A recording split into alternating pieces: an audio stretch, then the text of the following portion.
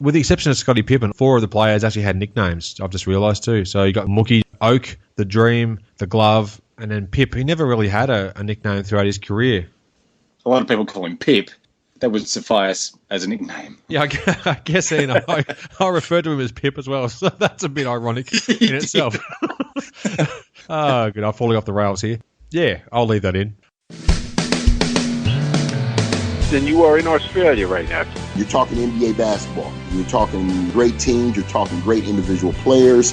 Takes it off, and there's number 23, and of course Johnny goes nuts. So we're all getting goosebumps thinking about it now. I just tried to go out there and play my game. I have no idea what you're talking about, Adam. I don't like anybody. I'm not a people person. Strand, you make the pass. Yes. Christian, can you catch the ball? Yes. All the stars were aligned and all the muscles fired at the right time, and I was able to get off the ground and throw one down. I was saving that as a surprise for you.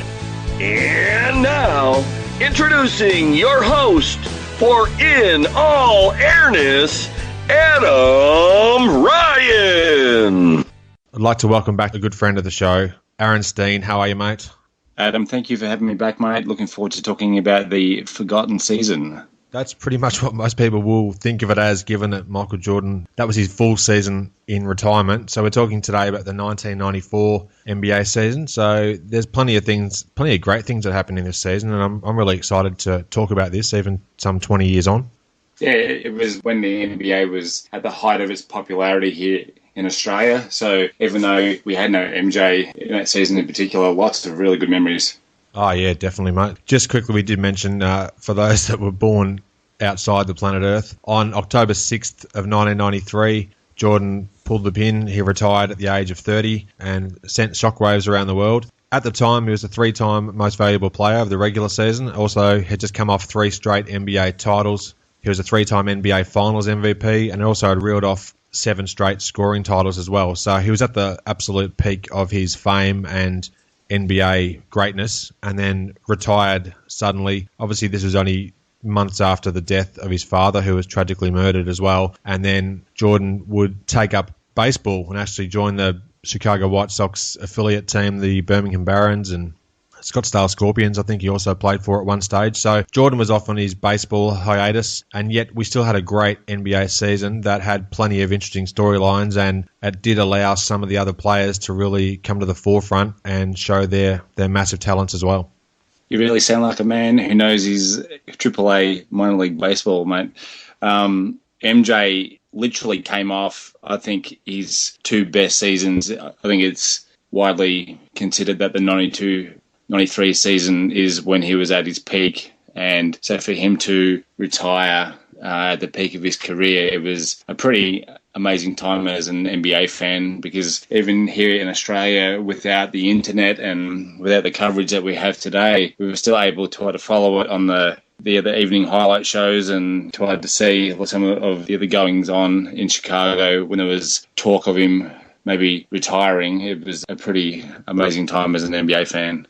That is very true. In the 1994 season, the best record was the Seattle Supersonics, who went 63-19. They were the only 60-win team in the league that year. They averaged just under 106 points a game, and they had a plus 9-point differential. They were obviously on fire throughout the whole season. Conversely, the worst record in the league went to the Dallas Mavericks, who were 13-69. So that's fairly brutal, to say the least. The Bulls, without Jordan, went 55-27, and that gave them the 3rd seed in the Eastern Conference. So they had a fantastic season, because going in, I mean, even the greatest optimist, you'd have to think, wow, if the Bulls had a 50-plus win season, sans Jordan, they would have done amazingly well. But this is the season where Pippen really, even though he's on the back of the 3 straight championships himself, of course, always being in MJ's shadow, this was the season where he really asserted himself as one of the great players in the league. Agreed. There was a very interesting stat that I heard Doug Collins bring up during a game the previous season. It was a game the Trailblazers were playing in Chicago, and the other stat was that since 1986, when MJ had almost an entire year out with his broken foot, in between 1986 and 1993, every single game, regular season game that MJ had missed, the Bulls had lost. So for him to retire, no MJ, and for the Bulls to go 55 and 27 after having gone 57 and 25 the year before with MJ. It was a pretty amazing result for the team. Oh, no doubt. That's a great stat too from Doug Collins. Obviously, he'd know better than most, given that he was at the helm for quite a few of those seasons as the head coach, and then was announcing following that as well before heading back into the NBA coaching arena. So, yeah, that's fantastic, because that season as well for Pippen, he had his best scoring output as a pro. He averaged 22 points a game. He almost had 9 rebounds a game, 5.5 assists, almost 3 steals. Crazy stuff. So, a wonderful season. And yeah, led the Bulls to that 3rd seed, and we'll get to what happened in the playoffs a bit later on. But a really great season there for Scotty. He was also the 1994 All-Star Game MVP as well, wearing those special red shoes too. Yeah, the Nike Air Maestro. We called Dick Enberg saying that he looked like Dorothy from The Wizard of Oz during the All-Star Game in those bright red shoes, which are a very iconic pair of sneakers in NBA history. No doubt, and I set you up beautifully for that, because I had no idea what sort of shoes they were, so I just mentioned they were red, and I'll let you do the rest. You're welcome. You're the sneakerhead, mate. There's no doubt about that. This was pretty much Pippen's coming out season as far as establishing himself as a premier NBA talent without being in the shadow of Michael Jordan, so it was also fantastic to see this as well. 2 teams that were good in the other 92-93 season. They made a bit of a leap in the other 93-94 season were the Hawks and the Rockets. The Rockets started off that season by tying an NBA record with 15 consecutive wins to start the season, and the Hawks at one point in time early on were at 15-4, so 2 really, really good starts for those 2 franchises in the 93-94 season. Yeah, that's interesting to note as well. Speaking of the win totals, there was 7 teams in this season that had 55 wins or more, and they were the Atlanta Hawks, the Chicago Bulls, the Houston Rockets, New York Knicks, Phoenix Suns, San Antonio Spurs, and the Seattle Supersonics. Some really solid teams there and some great players in amongst all those teams. And as I said earlier, yeah, one of my favourite seasons ever is the 94 season, and that's even without Michael Jordan. So I've even got a little funny story about my reaction to what happened in the NBA playoffs that I'll probably share a bit later on if I remember. So you might need to remind me of that, mate. I don't think I've told you this one either, so you might get a chuckle out of it. We might even just get into some of the award winners for the year. Sound all right? Done. All right, so the most valuable player for this season was Hakeem the Dream Olajuwon. 27.3 points, almost 12 boards, a bit over 3.5 assists, 1.6 steals, and 3.7 blocks. Crazy, crazy numbers. Definitely very deserving of the award. A fantastic year for the Rockets. I think it was their then best ever franchise record for a season. They obviously went on to win the 94 NBA championship. So Hakeem just cemented his greatness during this entire 94 season. It was great for Hakeem to win the MVP that year because he was always one of the most unheralded superstars in NBA history, and which is kind of silly when if you ask 100 people to give their all-time starting 5, especially of NBA fans from the 80s onwards, I think that 95% of them would have Hakeem as their starting center. And when you see his numbers of 27, 11, and 4, a guy who was often listed at 7 foot, but I think it was common knowledge that he was more like 6'10", but just ridiculously athletically gifted. His Houston Rockets team that year, as I mentioned before, had a great start to the season and finished up with a great record. And one of the guys on the Rockets, Vernon Maxwell, that year, I think broke an NBA record for the most amount of buzzer beaters hit in one season. Yeah, Mad Max. I think he also broke another thing, but it was someone's nose in the stands. But anyhow, that's another story, I suppose. Probably not one of his greatest moments, but Mad Max was a very energetic and really worthy guy to have on the team who just loved to compete. And he was in the same sort of mould as a John Starks, and they would actually meet later in the NBA Finals, just coincidentally as well. So good points there, mate. Also, Hakeem went on to win Defensive Player of the Year award as well. A fantastic season for him overall. Now, the Rookie of the Year was Chris Webber from the Golden State Warriors. On draft day in 1993, there was a draft day trade between Golden State Warriors and the Orlando Magic. Most people know what ended up happening there. They switched their picks and made the trade, and Webber ended up going to Golden State. Penny went to Orlando. Webber went on to win the Rookie of the Year, 17.5 points per game, just over 9 rebounds, 3.5 assists, a bit over 1 steal and 2 blocks per game in just 32 minutes of contest as well, and he shot over 55% from the field. Really great numbers there for the young Chris Webber. It was a pretty scary thing for the NBA. His rookie year, of course, he won the Rookie of the Year award, but if you saw him play during that season, you thought, my God, what is this guy going to be in the years to come? And you also think of the fact that Orlando somehow managed to snag consecutive number 1 picks in the draft, and of course made the trade on draft day to get Penny. But imagine that team of Webber and Shaquille on Orlando, what that would have been like, having those two crazily dominant big men on the one team. Apart from the copious amounts of missed free throws, you can only really imagine on what would have been with that team. Got that spot on. And speaking of, I'd just like to give a quick shout out to James McKern, who is one of the co-hosts of the Hoops podcast. He sent through a Twitter question just before we started recording today. So his Twitter handle is @JLMcKern. And he asked, why did the Magic not draft and keep Chris Webber? Him and Shaq would have dominated together. So you pretty much just summed up the fact of what could have happened. When you actually look back at their respective careers, Chris Webber's probably a top 75 player of all time. Yeah, agreed. Yeah, and just teetering on the brink of Hall of Fame, like the discussion of whether he'll make the Hall of Fame or not, I probably think he will in time. But when you compare Hardaway's career against Chris Webber's, they played for almost a similar number of seasons. I think Webber had 1 more year than Penny did. Both were injury-riddled at different stages throughout their career, more particularly Penny, I guess, even though Chris Webber did miss quite a chunk of games as well. So how do you look back comparing both players and who got the better of the deal overall?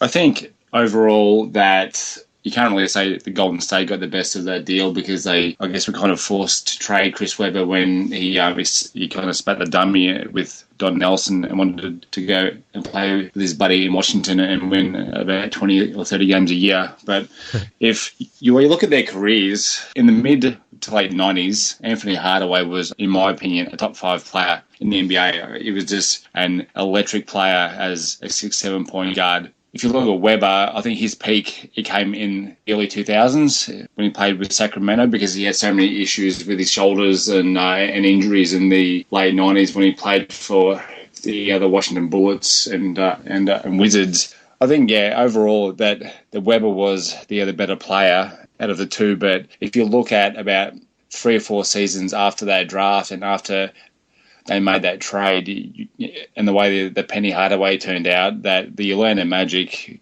considering that they got Penny and the amount of draft picks that they got from Golden State, they would have been, I think, pretty happy with the other move that they made on draft day in 93, yeah?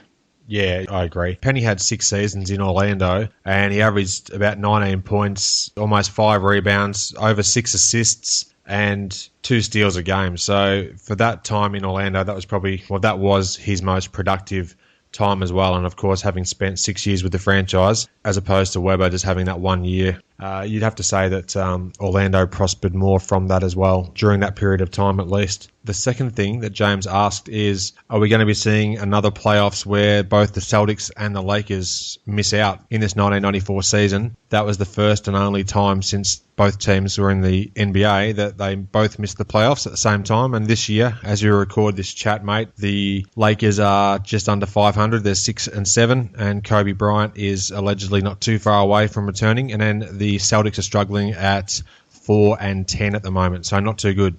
Pretty amazing stat, isn't it? Like, the NBA's existed since 1946, and only 1 year out of all those years, both the Lakers and the Celtics missed the playoffs at the same time. And this year, the Celtics definitely look like they're going to miss. And the other Lakers, if you have a look at that lineup, there's a pretty good chance that they'd miss as well. But we'll have to see how Kobe is when he gets back.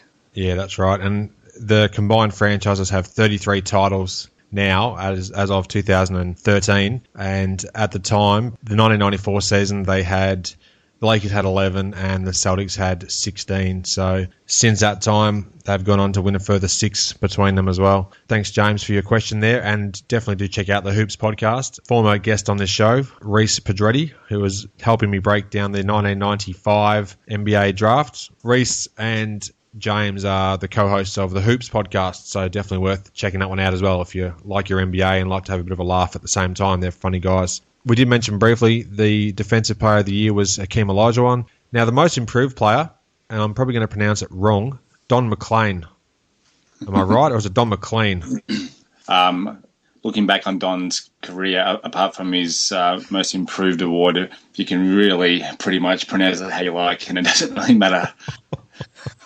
Oh, well, okay. There's the latest addition to the list. Thanks for that, mate. Didn't take all that long, I suppose. So now I'm second-guessing myself. I'm going to say Don McLean. No, it's not. I'm going to say Don McLean. I'd say McLean, yeah. I'm also getting confused with the pronunciation of the famous singer of American Pie, Don McLean, I think his name is pronounced. So Don McLean, we'll go with, was the Washington Bullets. He was the most improved player. He almost tripled his production from the season prior, and he averaged over 18 points and 6 rebounds a game. He was a 4-year player at UCLA and averages of 20 points and 8 boards back in his college career. Really stepped up his game for this season to become the most improved player. I think he actually, after the national anthem was sung at some home games for the Bullets, he actually belted out his own version of American Pie, which was quite interesting. But this season was his best in the league, and then he went on to play another 5 or 6 years, but nothing similar to this sort of production. And just on his namesake, who had the very well-known song American Pie, in my humble opinion, and yeah, I'm no Molly Meldrum, one of the most overrated songs ever. Really? Yeah. I'm a bit of a fan of American Pie. Yeah, everyone loves it, but maybe I've just heard drunk girls at pubs trying to belt it out at the end of a night one too many times, but it's not a song that I enjoy. Yeah, that's fair enough, mate. So you pretty much can say bye-bye to American Pie as far as you're concerned. Yeah, exactly. That's about all it deserved. So, yeah, Don won that most improved player. I just never refer to him by his surname because I'm not sure how to pronounce it. And let's get into the 6th man of the year. Now, this particular year, 1994, Del Curry. Interesting part here is, do you refer to Steph Curry as being Del Curry's son, or has Steph Curry now got to the point where you say, well, Del Curry is his dad? Well, it depends on when you were born. If you're us, Steph Curry is Del Curry's son. If you were born in the last 10 to 20 years, you would probably say that it was around the other way. And in just under 27 minutes a game, mate, he averaged 16.2 points, 2.7 assists, 1.2 steals, and he played all 82 games, and the Hornets went 41-41 in that particular season under coach Alan Bristow. A really great year for Curry, who is an underrated player, really. I know his son now, Steph, is lighting it up in the NBA. As we record this in 2013, Steph Curry's becoming a more and more prominent player for the Golden State Warriors and just hitting long bombs and doing all kinds of crazy stuff. But Del Curry, for about a span of almost 10 seasons, was putting up double-digit points and was a really big contributor, mostly with the Charlotte Hornets during that time. I love the guy who had a sweet stroke on his 3, and Del Curry would get a spot right beside Kevin Gamble on my all-time role player team. Del Curry just had that really quick release and just like the smoothest stroke on his 3. Great shooter. Oh, great point there. And Kevin Gamble, dare I say it, one of my favourite all-time players as far as role players go. And you've brought up a great topic there for a future episode, the all role player team. So I reckon we go with that at a future stage too, mate. Yeah, I'm down with that, most definitely. All right, let's get into the All-NBA first team, mate. With the absence of Michael Jordan, Scottie Pippen is now an All-NBA first-team player, which is fantastic. And alongside him, Hakeem the Dream just adds to another honour for that season. Latrell Sprewell, another great player from the mid-90s era too. He was an All-NBA first-teamer, along with your favourite Karl Malone and John Stockton. Actually, I'm trying to contribute to this conversation, but I've just realised that I opened up the screen to the 1993 All-NBA teams. So Jordan will be on there, but unfortunately he's retired in 1994. So Jordan-centric that I'm now referencing the incorrect seasons. That's all right, mate. It's great, though, to see in this first team, the names like Scottie Pippen, Latrell Sprewell, just a couple of different names in there. And obviously Akeem just had a magnificent season overall, claiming almost any award you could name, along with NBA champion as well. Yeah, it's pretty cool to see Sprewell on that All-NBA first team. I'd actually forgotten that he'd made that first team, but he was a really good player. He had a good rookie year as well the other season before. I can recall him having a great year, his great Converse ads of that era as well, and must have been just before the time when he started to lose his mind. On an earlier episode of the podcast, I'm sure we referenced the Converse ads because he was known as the landlord, a great series of ads where he'd go around collecting rent off unsuspecting players based on the fact that he pretty much owned the court when he was on the court. So I really enjoyed his career. He's a very good player and unfortunately went a little bit off the rails by all reports. And if you are interested in checking out a previous chat that I had with Peter Vesey, so here's some shameless self-promotion, and I'll put a link to this in the show notes. Peter Vesey talks about having a sit-down meeting with Latrell Sprewell to chat about the entire PJ Carlissimo incident and the scoop that he actually had before anybody else about what actually happened with Spree and PJ. So that's worth checking out, and that's in the archives of this podcast. Let's quickly chat about the all-defensive first team. Some really good names on here as well. Mookie Blaylock, that was good to see him on the first team. He was a great defender, always a thief with the ball. Charles Oakley, great to see him get the nod for the all-defensive first team. Akeem Olajuwon just added to his cavalcade of honours for the season. The glove, Gary Payton, and Scottie Pippen. No real surprise there with Pip being on there, a notoriously great defender. You look at that first team and it would be a pretty scary proposition to try and run an offense against guys like Mookie Blaylock and Gary Payton guarding your 1 and 2 guards. Just to backtrack a second, Ad, you did forget to mention in the All-NBA third team that Dominique Wilkins made the All-NBA third team. I looked through the remainder of the All-NBA teams. There's no sign of Danny Manning at all. Well, I'm glad that you got the Dominic Wilkins reference in there, that's for sure. And I know that you're not a big D Manning fan. That's understating it. I'm glad that you got to vent that, mate. I haven't finished yet. Oh, okay, got more to wind up with. Well, I'll look forward to hearing that. More to come. With the exception of Scottie Pippen, 4 of the players actually had nicknames, I've just realised too. So you got Mookie, Oak, the Dream, the Glove, and then Pip. He never really had a nickname throughout his career. A lot of people call him Pip. That would suffice as a nickname. Yeah, I guess I refer to him as Pip as well, so that's a bit ironic in itself. Oh, good. I'm falling off the rails here. Yeah, I'll leave that in. The all-rookie first team. Now, a couple of interesting names on here, mate. We've got Vin Baker, the candlestick maker. We've got Penny Hardaway. More nicknames here. You've got Monster Mash, Jamal Mashburn, Isaiah J.R. Ryder, very interesting character, and Mace Chris Webber. Very convenient that Vin Baker had the other surname Baker because as he progressed through his career, he started to appear as though he had bought himself a cake shop. All right, so we've got Don McLean / McLean. D Manning's already been written off already, and now we've got Vin Baker added to the list. Thanks, mate. True, he did in his latter years start to change the way his build appeared, to be polite. A couple of interesting other guys on that list as well. Isaiah J.R. Ryder, the UNLV star, and certainly had his moments in the NBA, but never really got to the levels where some people thought he may have. But he was definitely an exciting guy to watch, and he's probably most famous, I guess, for his East Bay Funk from the 94 All-Star Weekend in the Slam Dunk Contest. A very exciting player and electrifying scorer as well, and won the dunk competition. He also announced it, I think it was at the NBA draft as well, as the All-Star Weekend was in Minneapolis that year. He said that if he gets a crack at the dunk comp, that he's going to win it, and sure enough, he came through with the other chocolates on that one. And the all-rookie second team was almost the all-rookie white boy second team with Sean Bradley, the Croatian sensation, Tony Kukoc, who was probably overall the first recipient of a white boy man crush from Aaron Steen. Loved Tony right from the get-go. Dino Raja, his fellow countryman out of Croatia, Lindsay Hunter, and Nick the Quick Van Exel. Yeah, good points there, mate. And some pretty good players on there as well. That rounds out the all-rookie selections. Now, we might even get into a few of the notable retirees from this season too. There was some big names that retired at the end of the 94 season or throughout the 94 season. That was their final games played, and 3 of them were former bad boys of the Detroit Pistons. We've got Bill Laimbeer, Isaiah Thomas, and Mark Aguirre. They all called it a day in 1994. Now, Laimbeer had career averages of about 13 and 10.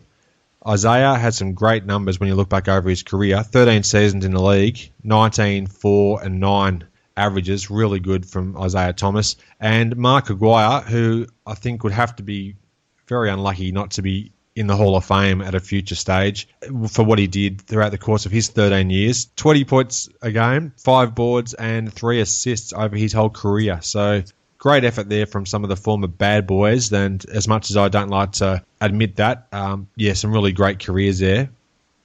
Yeah. Sorry, I had a different inflection on the end of some great careers there. So it didn't actually lead into the fact that I wanted you to talk. So some really good careers there. That's why I paused. I was a bit thrown out. We mentioned before about Hakeem being one of the more unheralded superstars in NBA history, which is ridiculous considering how good he was. Isaiah, I think, is a part of that team as well, being a somewhat unheralded star in particular in the 80s, and it was a bit unfortunate in the other manner that he had to retire after blowing out his Achilles during the 93-94 season. Yeah, you're spot on there, mate. And he didn't do himself any favours in terms of being a possible selection for the Dream Team in 92 based on the fact that him and a number of other players butted horns throughout their NBA career, and he was just probably too competitive for his own good at certain times, and he just rubbed people up the wrong way. And then as he exited the court in the 91 playoffs after losing to the Bulls in that Game 4 rout in Detroit, certainly didn't help himself by not offering any handshakes and just walking off the court before the buzzer actually sounded as well, because the Dream Team selection committee were meeting in the months following that, and that certainly wasn't a good look either. You mentioned that he possibly rubbed a few of the Dream Teamers up the wrong way, and that's why he didn't end up on that team. I think personally that he wasn't liked by one Michael Jordan, and I think that was probably 99% of the reason why he didn't make that team. There's no doubt about that. And also Pippen was obviously not a fan either, because in the Dream Team documentary on the NBA TV, Pippen said that he despised the way that Isaiah played the game. So he was pleased that he also wasn't on the squad, and he also verified the fact that Jordan didn't want Thomas on the team. So regardless of what Jordan had said during his playing career, he was vehemently against having Isaiah on the 92 Dream Team. Now, some other notable retirees, mate. Rolando Blackman, he finished his career up in 1994. He was the star of the 87 All-Star Game as far as... Confidence, baby, confidence! You are spot on. As far as the hitting those 2 free throws after time had expired to force overtime in 87 All-Star Game, and that's one of the great All-Star Games of all time. So we have broken down the 90 to 94 and 95 to 98 All-Star Games, and we're going to definitely have to go back into the 1980s and talk about particular games too. So I look forward to that. And he had a really good career. When you look back at his numbers, 13 seasons, and he had 18 points, 3 boards, and 3 assists a game over the whole 13 years. And he obviously finished up with the Knicks. He had a different role in New York, but was a really great player through a majority of that 13-year career. One of the really good two-way players in league history, and he's one of the guys that I think I've heard Jordan described as one of his toughest opponents as well during his career. Yeah, undoubtedly, mate. Now, a few others. Mike Jaminski, he finished his career in 1994. He had 12 points and 3 rebounds a game in about 26 minutes over his 14 years, and he was a key contributor to a number of teams, but particularly and most fondly for me back in the Philadelphia 76ers. And I think Ron Anderson also retired the same year as well, another former Sixers player. Big game, James Worthy. Big game James retired as well. He was only 32, I think, at the time. 18 points, 5 rebounds, and 3 assists for his career. Obviously a Hall of Famer, fantastic player, so he hung up the boots. Larry Nance and Brad Daugherty both retired at the end of the 94 season for different reasons. I mean, Daugherty was unfortunately forced out due to injury. Only played 8 seasons and had incredible averages of about 19, 9, and 4. 5-time All-Star and was only 28 years of age. So he's one of the best players probably ever to play less than 600 NBA games that a lot of people tend to overlook for whatever reason. Yeah, you look at Brad's career before he got injured, and one of the other great super centers in the NBA during the late 80s and 90s, and James Worthy, also I think a member of that underrated superstar team during the 80s and 90s. You always hear about Jordan, Magic, and Isaiah during the 80s, but I think that James Worthy was in that tier right below those guys as being one of the premier players in the other 1980s. And one of the other retirees, I've mentioned this guy before as I think the most underrated player in NBA history is Fat Lever. Some of the seasons that guy had averaging 9 rebounds a game as a 6'3" guard were just remarkable. Yeah, extraordinary. And he's one I've definitely said in the past is one of my favourite players ever. Just criminally underrated, no matter how often you look back at his numbers and what he achieved. Just really great career. 14 seasons, and he averaged 14, 6, and 6 over the whole 14-year career. But he had a span of 5 or 6 seasons where he was just unbelievably lighting it up every night, and really one of the great players of the 1980s, without doubt there. A couple of other guys that retired in this season. I mentioned Larry Nance. He was about 17 and 8 a game over 13 seasons. Johnny Pax, 11-year veteran, and he went out in the 94 season after the Bulls had finished their playoff run, and just a great servant of Chicago, and of course is inextricably linked to the franchise forevermore based on his heroics on court and his involvement either as a commentator, briefly, in the years following his retirement, and now, of course, within the organisation itself.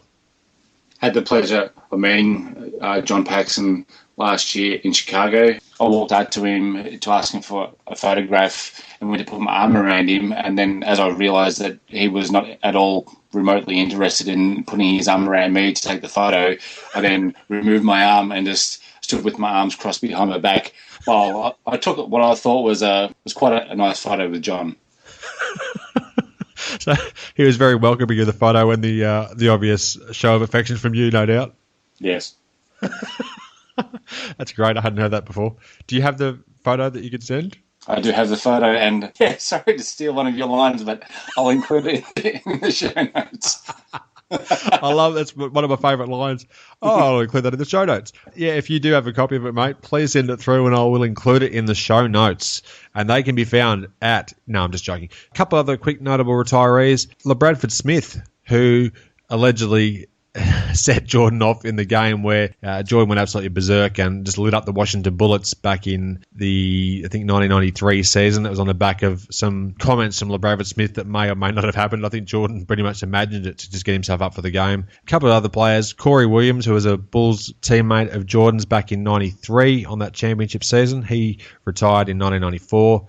Ricky Grace, who was an NBL superstar here in Australia, he played 3 games with the Atlanta Hawks during this season, and Australia's own greatest player ever, Andrew Gaze, he had 7 games with the Washington Bullets during this 94 season. He'd obviously go on to come back and win a championship on the Spurs roster later on in 1999, but in the interim was a fantastic player here in Australia. He's not a retiree as such, but he did play his first NBA games back in 1994.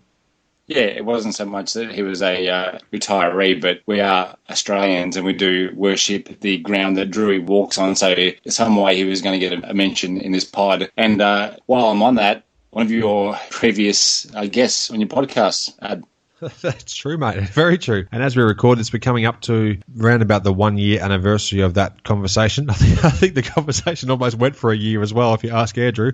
That was episode number 4 of the podcast. So if you do go to inallairness.com/4, you'll hear that great conversation with the great man, Andrew Gaze. Thanks for reminding me, mate, too. One other quick thing I wanted to mention about this season, mate. The number of players who had the surname Williams was possibly at an all-time high in 1994. Let me just reel off a few of them. Aaron, Buck, Corey, Herb. We've got Hot Rod, John Williams, not to be confused with another John Williams who was with the LA Clippers, I think, at the time. Who was affectionately known as John Hot Plate Williams. Yes, you are correct, mate. Exactly right. And we had Jason Williams, so Jason with a Y, the great rebounder of New Jersey Nets fame. Kenny Williams, Lorenzo Williams, Michael Williams, Reggie, who was a great player, particularly with the Denver Nuggets. Reggie Williams, he was a former captain of the Denver Nuggets back in the day. Scott Williams, who was a 3-time NBA champion with the Bulls. And Walt the Wizard Williams. So we had an absolute slew of Williamses. I think I might even put together an all-Williams team as a future episode.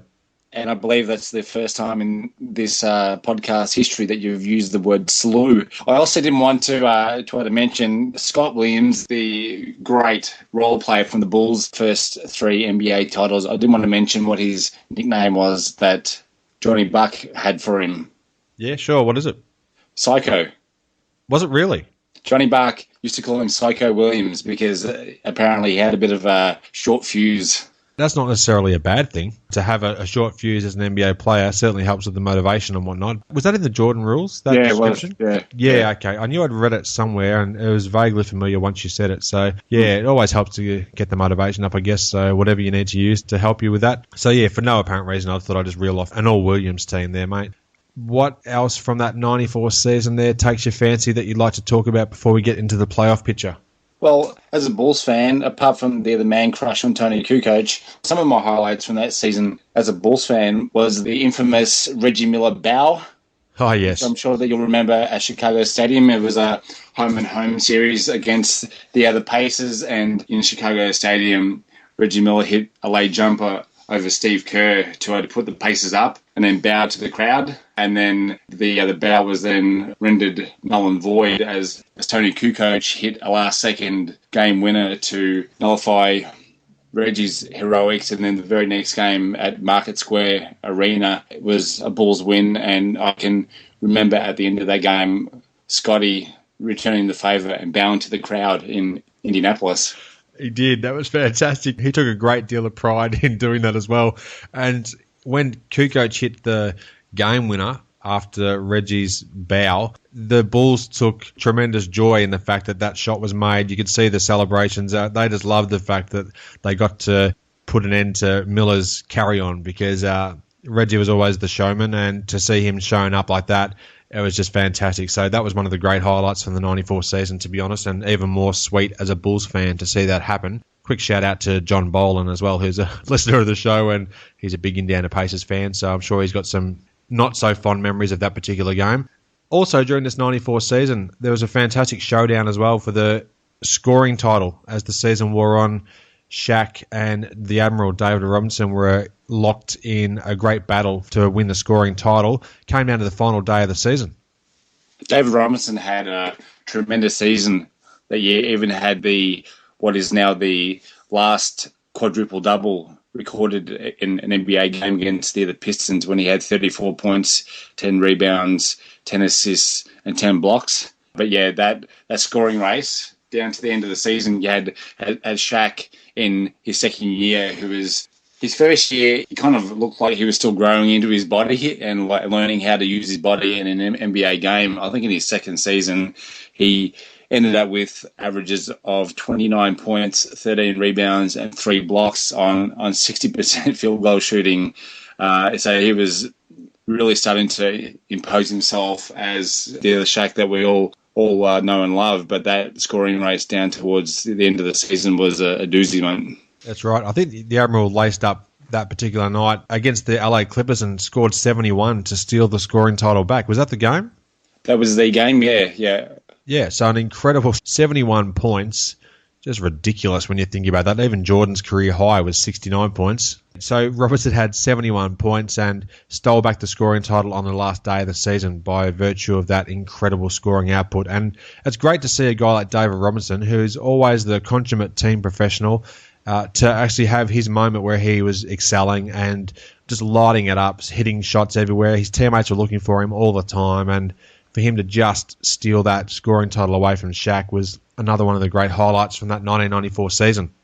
And pretty cool for a centre to win the other scoring title as well, because that's not a common occurrence. Exactly right.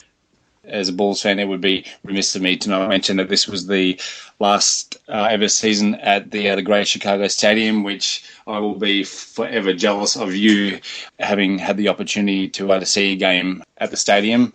It was also a great season for Dennis Rodman, who led the NBA in rebounding that year with over 17 rebounds a game, which was was pretty outstanding. And we gave a shout out to a mate of ours, John Boland, just a few minutes back. I'm going to give out a shout out to another good friend of ours, Todd Spear, by mentioning that I was quite surprised when I saw that Clarence Weatherspoon averaged 18 and 10 that year in the 93-94 season. For sure, mate. I think Todd would want to probably strangle us if we didn't actually mention the great Clarence Weatherspoon, particularly for that season. He had some really good numbers. Was it the 94? He was in the 94 dunk contest as well, or am I making that up? 93 in Utah, that was. Oh, okay, so that was a year prior, but a really great player, just an absolute workhorse of a guy, Clarence Weatherspoon, and I'm sure Todd will get a bit of joy out of hearing that we talked about Spooning this season as well. I should also mention as well, this 1994 season, I went on an NBA tour. So I went to about 6 or 7 NBA games during this particular season. And dare I say it, in the show notes of this episode, I will include some photos I took from my trip around the NBA. I was fortunate enough to get down to courtside at the old Boston Garden, and I even did take a photo from inside the old Chicago Stadium, as you mentioned. So I'll include a few photos that I took from my tour in the show notes of this episode as well, just for those that want to check them out. If you want to go to sleep one night and you're suffering from insomnia, feel free to check those out. Yeah, as I mentioned before, very, very jealous that you got to see a game at Boston Garden as well, but also Chicago Stadium.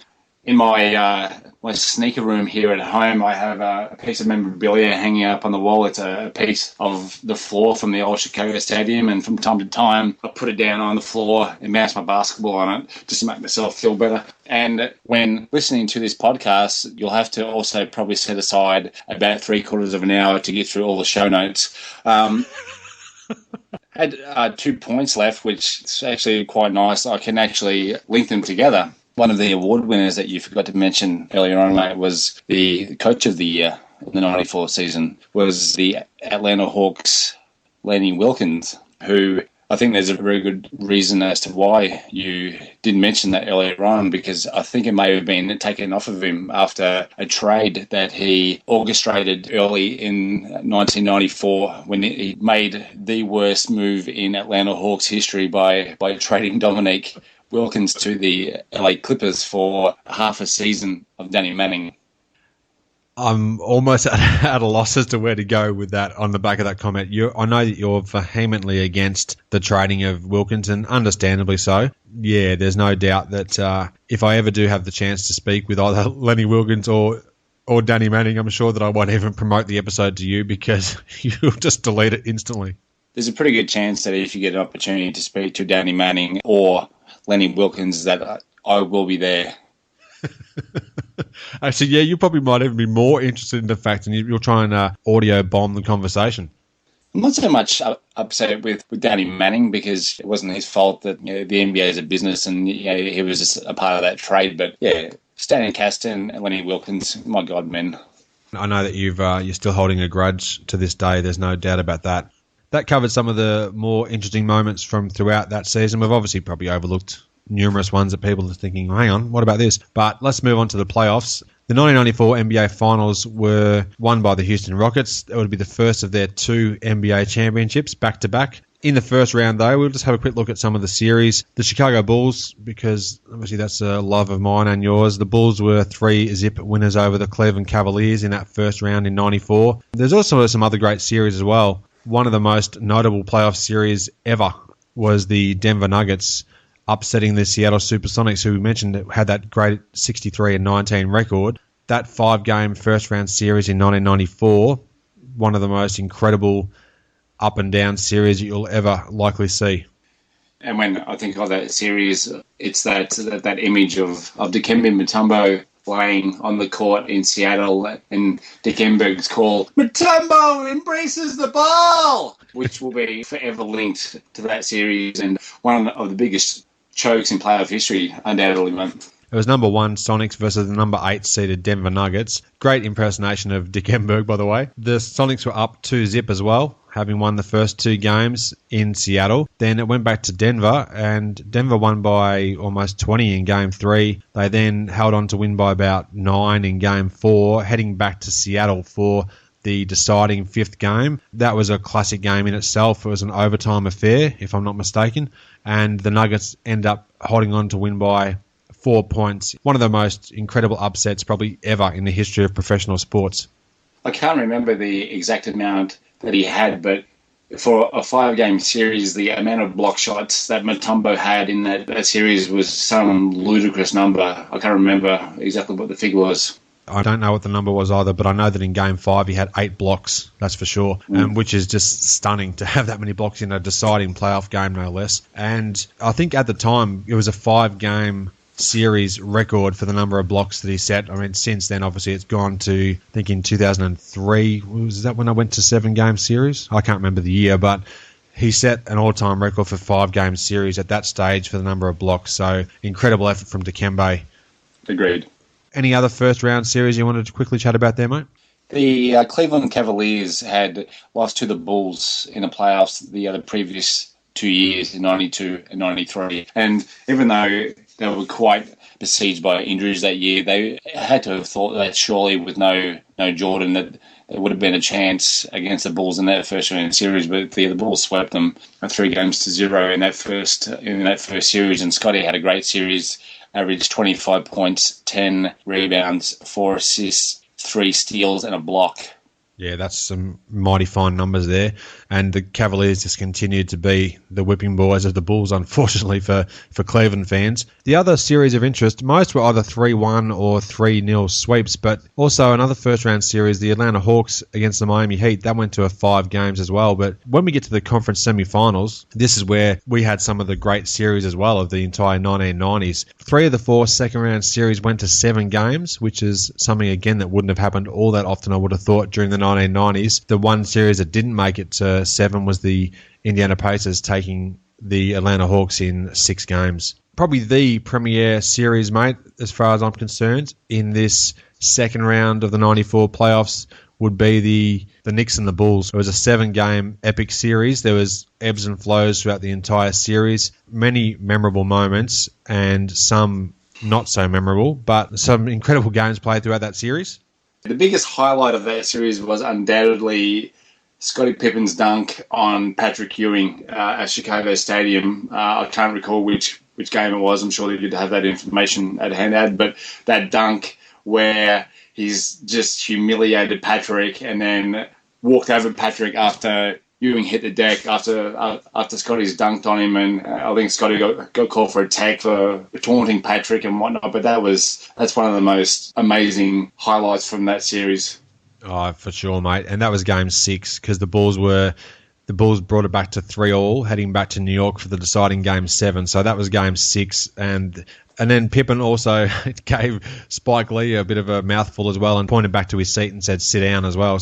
But the first 2 games of the series, the Knicks were up 2-0 after winning by 4 points in Game 1 and 5 points in Game 2. So the Bulls were completely against the wall in Game 3, which is infamous for the massive brawl that broke out during the game, but was then later semi-forgotten, at least for the time being, based on the fact that Kukoc hit that incredible game winner to give the Bulls a 2-1 deficit. So he hit the shot as time expired when Scottie Pippen was refusing to enter the game for the final 1.8 seconds when he decided to stay on the bench when Phil Jackson didn't draw up that last play for Pippen to take the potential game-winning shot. An incredible game, that Game 3 overall.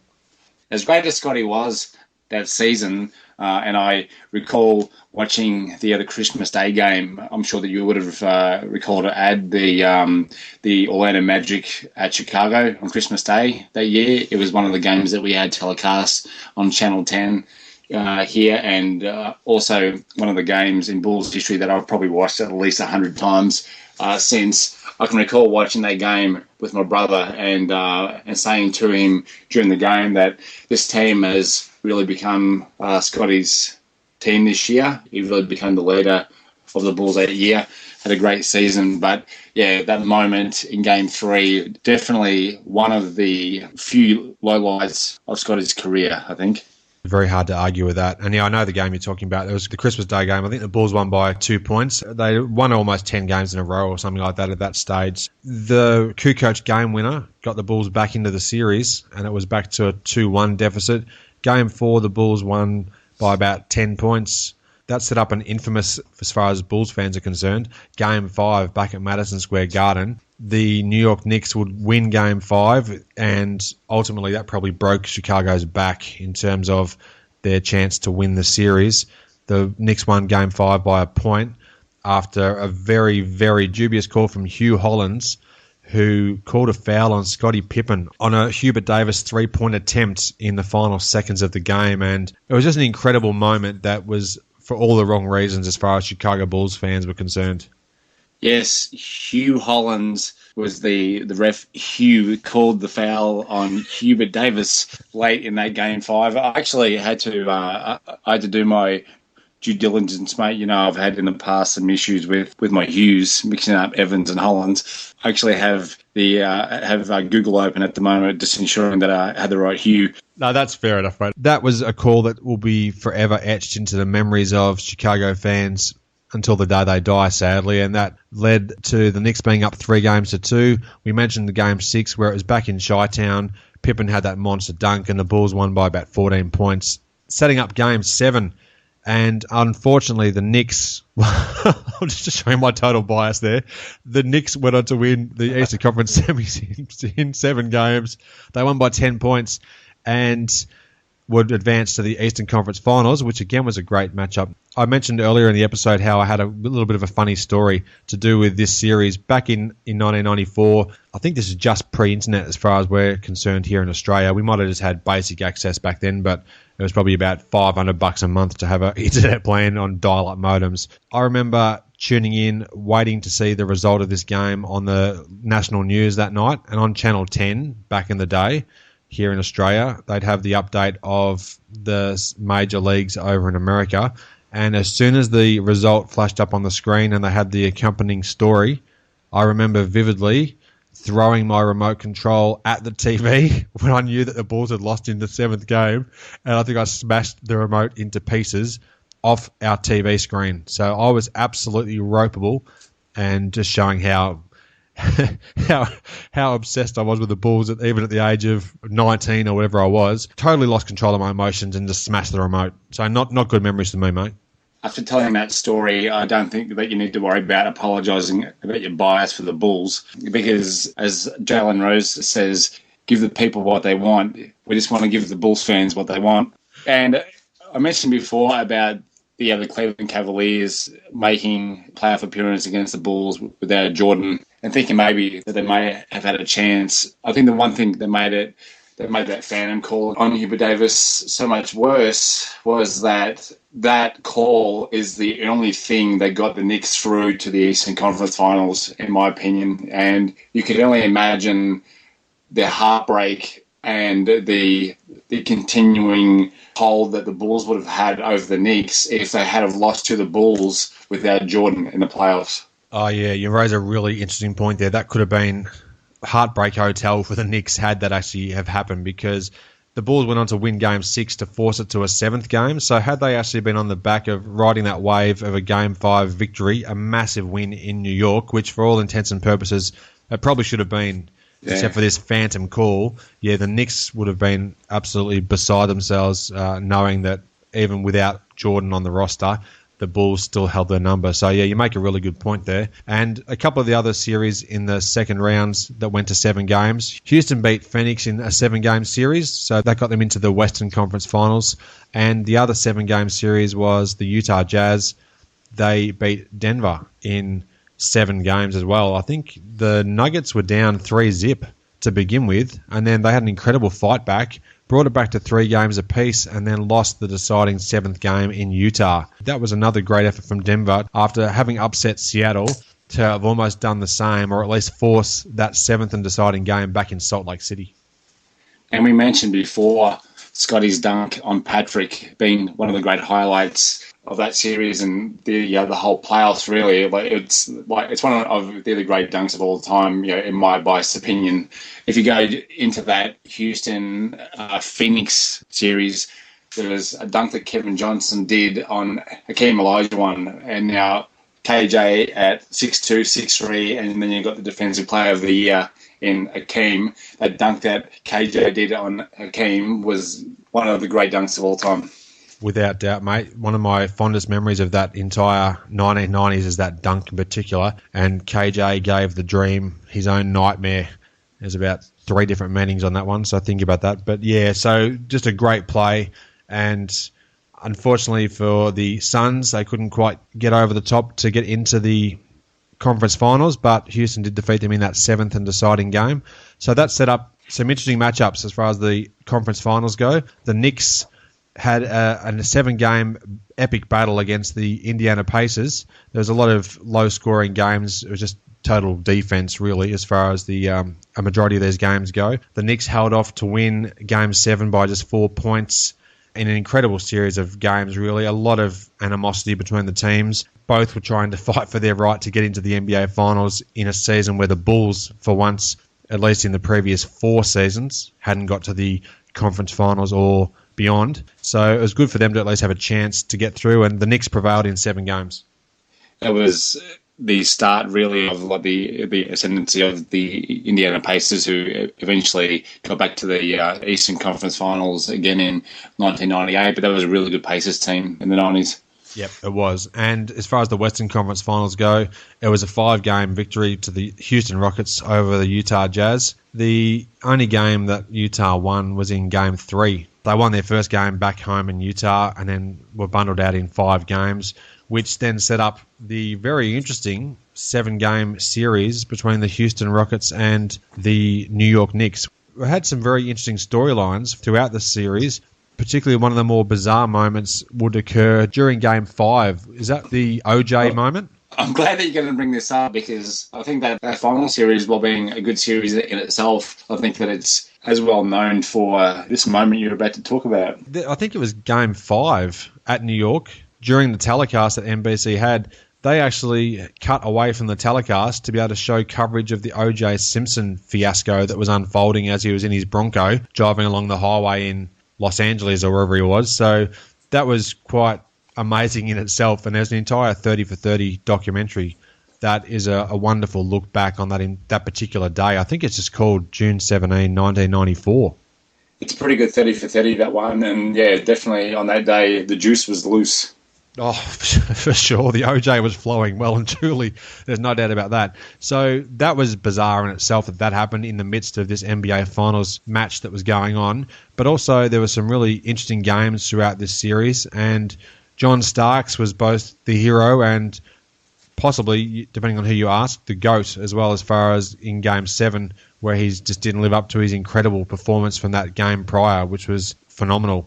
I think it was around that time too that John Starks was in an Adidas ad, or as I should probably say Adidas ad, where they had the church choir was singing "Have you seen him? Have you seen John?" And it was quite fitting that in Game 7 of that series, I think he went 1 for 17. He was 2 for 18, so you virtually got it. Yeah. So yeah, he truly disappeared. Yeah, unfortunately for him, and he was never shy of taking a shot, and that's a great ad that you talk about as well. I'd actually forgotten about it, and as soon as you started mentioning it, it came back into my mind. So that was a really great ad. They had some fantastic ads back in those days. Game 7 was not a memorable one for Starks. The best performer for the Knicks actually was Derek Harper. He had 23 points and 5 assists, looking back at the box score as we speak, courtesy of basketballreference.com. So Game 7 was not great for the New York Knicks, and John Starks, as great as a player as he was at that time, he didn't unfortunately come through with the goods. In Game 6, though the New York Knicks lost the game, Starks actually had a chance to have a championship-winning jumper, but Akeem Olajuwon blocked it and saved the day, forcing a Game 7. As a Bulls fan, the other 2 for 18 that John Starks had in that Game 7, 19 years ago now, but I think I can remember quite vividly me thinking it couldn't happen to a nicer guy.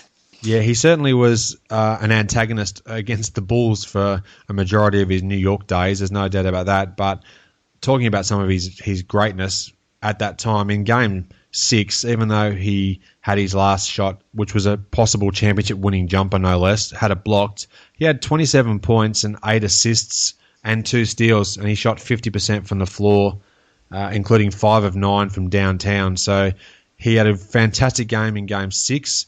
They just couldn't quite come up and actually win that title, which would have been so elusive given that Patrick Ewing never actually won an NBA championship. But then unfortunately they just fell short by 6 points in that decisive Game 7 in Houston. A great 7-game series and one of the more memorable ones. And I can remember back here in Australia they showed a majority of these games late of an evening on the day they were played in America.